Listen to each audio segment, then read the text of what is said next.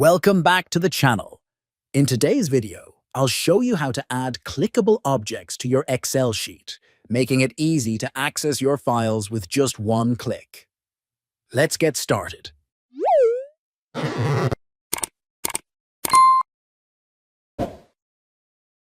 First, open your Excel workbook. Navigate to the cell where you want to insert the clickable file. Next, go to the Insert tab in the top menu. In the Text section, you'll see an option for Object.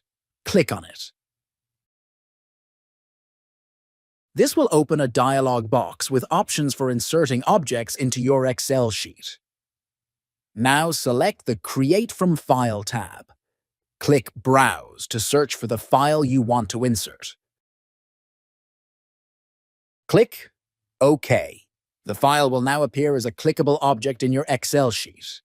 Now, when you click on the object, your file will open in the associated program, such as Word, PDF Reader, or any other application.